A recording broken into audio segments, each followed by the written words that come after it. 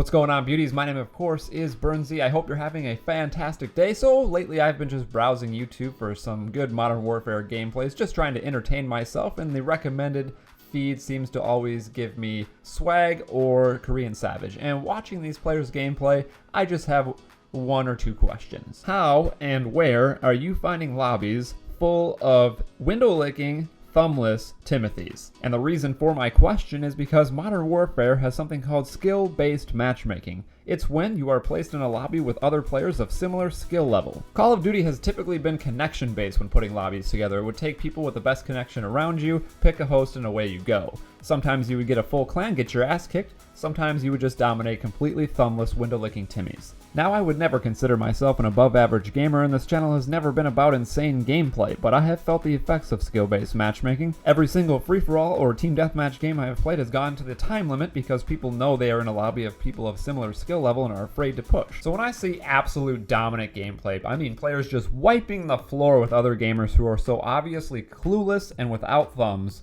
I have some questions. So I searched on YouTube how to find easy lobbies in Modern Warfare, and apparently people have figured out, and I'm not sure if this is true or not, so let me know in the comment section below, is that Modern Warfare takes into account your last 5 games. So if you're doing really well for 5 games, you're going to be put into lobbies with people that are playing similar during that time or are of similar skill level to what you've been doing. So people decided, what if we reverse boost? And what does that mean? Well, let me show you. So if Modern Warfare is taking into account your last 5 games, all you gotta do is go into any game mode and just RPG yourself repeatedly the entire match. Apparently this tricks Modern Warfare into thinking you are absolutely terrible and having an awful time, and we need to place you with a much easier players. It's seeing you go incredibly negative, it's seeing your score per minute absolutely demolished, and it throws you into lobbies it thinks is more appropriate for you. So let me know what your opinions are in the comments section. What do you think of people killing themselves repeatedly for 5 straight games and then finding easy, simple lobbies to get insane gameplay?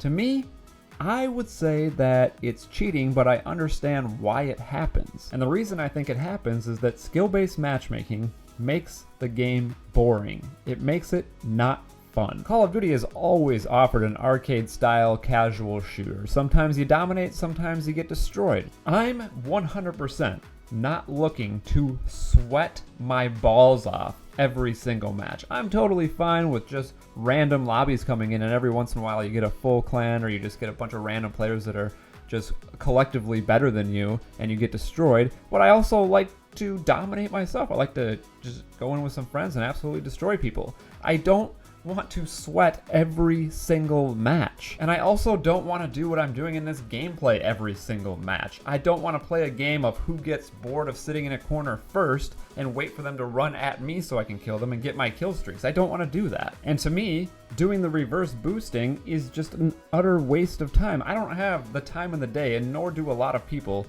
to spend an entire hour playing 5 games just killing yourself over and over again, and spending another hour playing 5 games and doing really well.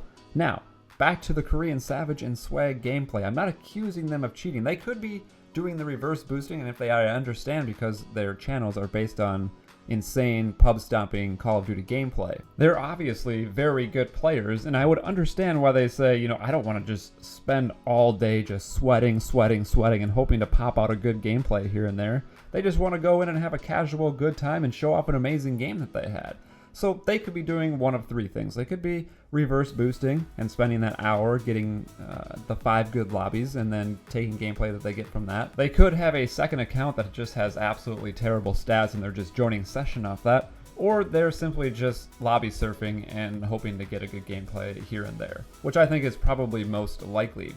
But my point is that skill-based matchmaking makes the game boring. It makes people resort to trying to manipulate the game to get into the lobbies that are fun. And this happens to every single game that implements skill-based matchmaking. People either cheat or try to manipulate the system to get into lobbies that are easier for them, or they just straight up quit the game. Let's give an example first of Halo 3. So Xbox Live used to have this deal where if you spent money on a year-long account, it would give you 3 free 1-month accounts. And Halo had ranked playlists, so you'd have ranked doubles, which I think was the most popular. And once you got up to like level 40, 45, 50, you get really sweaty games. And eventually that just gets tiresome for someone who's just playing the game casually. They're not trying to go pro, they're not trying to compete in any competitions or anything like that. And so what they do is they say, hey, I have 3 free 1-month accounts. And then their buddy says, hey, me too, let's make Smurf accounts. And so you make a Smurf account and you go into doubles and you spend the whole day just trashing people. Luckily for Halo, they had a social playlist that worked more like Call of Duty's casual. You know, you just get random players. Some of them are really good, some of them are just absolutely terrible, and it makes it for a more casual, fun gaming experience. Sometimes you dominate, sometimes you get beat up, and you just keep playing, keep playing, keep playing. You don't have to worry about just sweating your balls off every single match. So in my opinion, Halo had the perfect skill-based matchmaking system. You know, they had their ranked playlists, and you could de-rank if you did really bad for a few games, and obviously if you did really well for a few games, you would go up, and if you didn't really want to sweat with that level, you could just jump into social.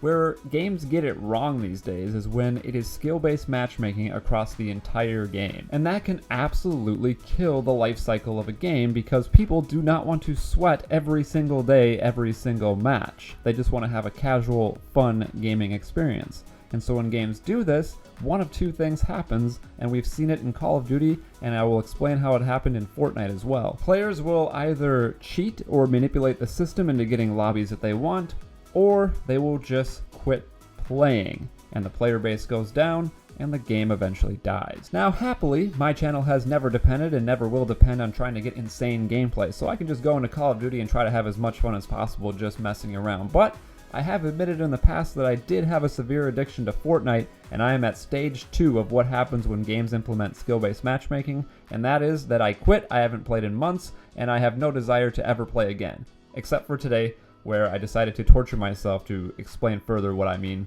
by skill-based matchmaking makes people quit. So in the newest season, Fortnite introduced skill-based matchmaking. I'm not sure exactly what they go off, but I have 1,200 plus wins in this game, and I get about between 4 and 10 kills a game. I think my record is like 14 kills a game.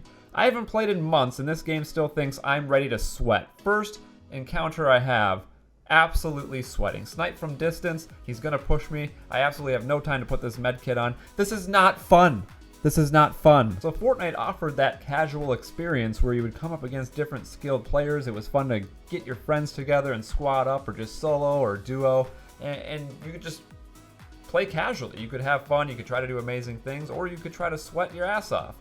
And the fun part about this game is that you never knew who you were going to come up against. You could shoot at someone and you'd be like, oh, this guy's a bot. Oh, that was a decent fight. Or you get a player that's at your level and starts cranking 90s, pushing you, and you're like, all right, buddy, let's go. But when it's every single player that you come across, it's not fun. At first, I thought Fortnite was doing something interesting where they said, oh, here's a competitive playlist where you could play competitive solos, competitive duos, and then they added trios and squads. And I was like, hey, that's a competitive environment. And sometimes I was in the mood to play that. Sometimes I was like, I want to sweat. I want to go against players that are amazing. And when I get sick of that, I can just go back to casual and having fun. And for some reason, they were like, you know what we should do? We should put skill-based matchmaking into casual playlists. Instead of being able to just run around and have a good time and get random skill level players coming up against you, you gotta be aware of everything now. Guys running 50 meters in front of you, should I shoot at him?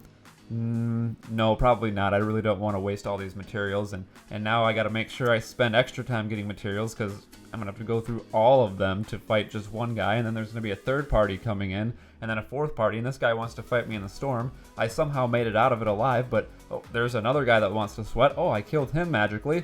You're just sweating the entire game, and it's exhausting. It's not fun. And so what happened? People made Smurf accounts so they could get low-level lobbies so they could dominate and actually have a casual, fun, dominating gaming experience. Or they did what I did and they just quit.